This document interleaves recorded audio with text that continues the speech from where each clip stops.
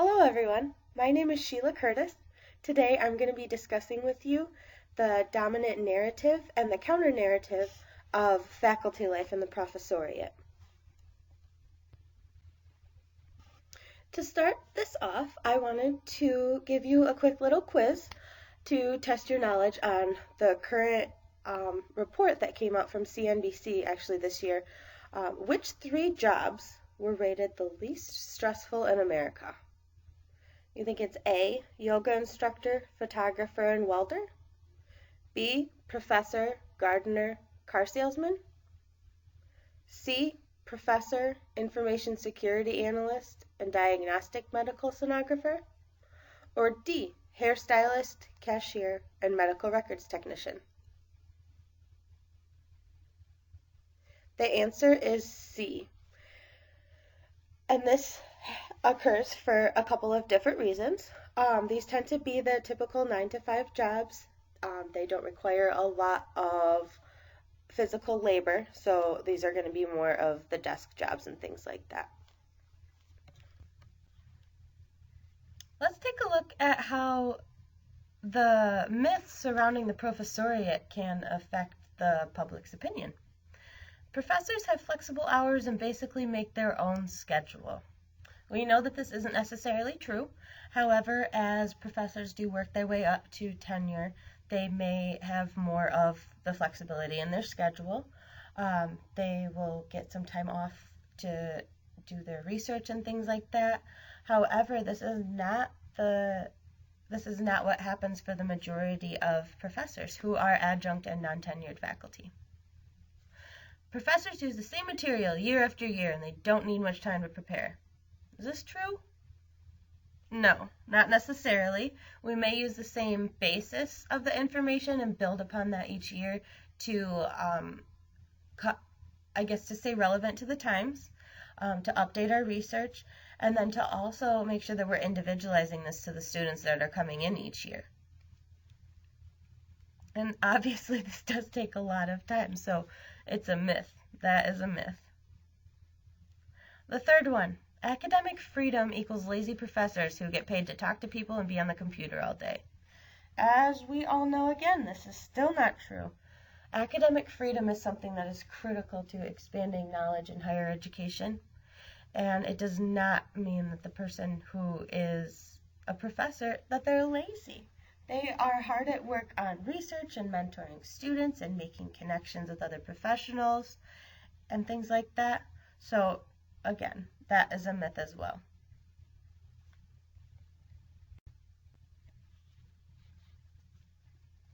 The professor is not merely an information dispensing machine, but a skilled navigator of a complex landscape.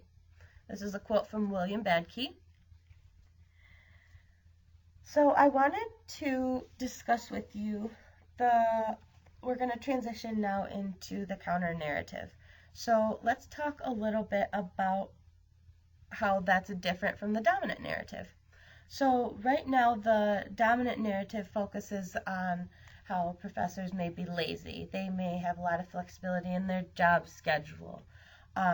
Things like that make this sound so negative. But really, professors are hard at work. However, these people are the forefront and the face that students and parents see most often. So the professors really represent the institution that they're working for. However, they may get the brunt of the complaints and the anger. And some of this may be stemming from the fact that education is expensive and they don't want to have to pay multiple times just to pass a class. However, we don't want to have things like grade inflation, and we don't need students begging or trying to barter for a different grade either. So there's kind of a fine line that we're riding there. Let's take a look at the opposing narrative. So as we know, professors for the most part are hardworking people who are really dedicated to not only expanding their own knowledge and education, but inspiring that desire for knowledge in others. So We really like to collaborate with other professionals in the field, and we really do take great joy in educating our students and seeing those connections being made in class. It's just so exciting. So sometimes professors do often get the raw end of the deal. They may have to deal with students who are coming in who have been growing up in the technology age. So these kids often have their phone with them. Actually, not even often. They always have their phone with them. Phone, tablet, computer, you name it. Technology's everywhere. So professors have to find a way to get through to their students and capture their attention. This can be difficult when there are these devices in the way. This leads me into the second point. Now, because these students have grown up with technology, oftentimes we see that they may have difficulties in their communication styles. So sometimes they may be writing in abbreviations or in shorter sentences without correct punctuation and grammar, things like that that are just not acceptable for college students, especially in the college arena.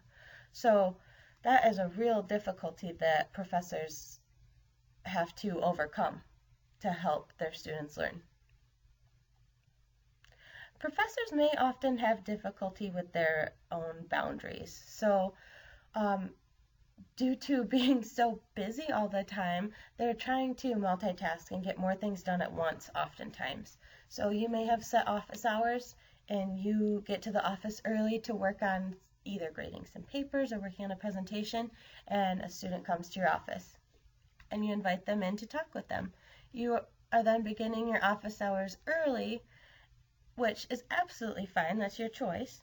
However, then you're now dealing with things at a time when you had other things to be doing. So it is okay to still set those boundaries. Oftentimes we always have our own phones or computers with us and we're checking emails on personal time. This is taxing emotionally and it's not fair to our families and friends. So we need to make sure that we're paying close attention to take that time for self-care because, like I said, for the most part, professors are really hardworking people, so you need to take the time to relax.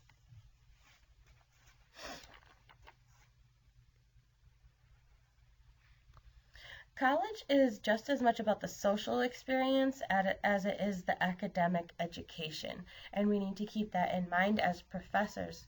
So our students may not be mentally connected with us in class at all times, so we need to find ways to connect with them outside of class. So like we've done in this course, we have use Twitter as a way to help us converse with each other. So that could be one way of bringing in these students who have more knowledge and are able to interact with technology fluently.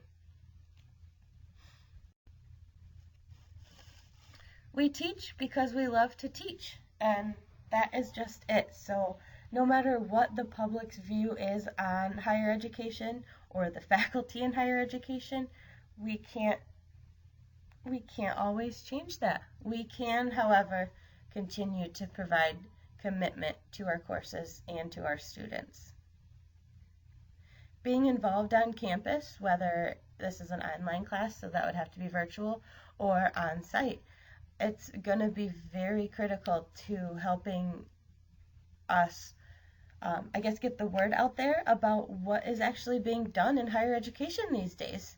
Maybe we do need to bring in more professionals to come and speak to our classes or help us on advisory boards, like maybe giving input on what, I guess not necessarily courses, but what information are they looking for when they're training people out in the field in real life now. That could be a good partnership to create. Academic freedom is imperative in advancing higher education. So like we were just discussing, academic freedom does not equal laziness. That is one thing that we have to try to change in the perspective of the public. Academic freedom is valuable, and that time is so needed to focus on research and expanding knowledge in the field. So here are some final thoughts. Tenure is becoming increasingly competitive. The professoriate is comprised of a large majority of adjunct faculty and non-tenure track faculty. So how is this shift changing the public's perspective of the professoriate? Keep in mind that adjunct faculty do not always need to have a doctorate degree. They may only have a master's, some only a bachelor's. They are often strapped for time because they're teaching either multiple courses or they are at different locations. Things can get hectic. And they are paid a lot less than tenured faculty. So by not paying them as much, are these higher education institutions then placing more of a focus and putting more, I guess, reinforcement over to the people who are getting tenure? We need to find a way to keep these adjunct faculty. So I would love to hear your opinions on how this is changing the public's perspective on the professoriate. I want to hear is it good? Is it bad? Thank you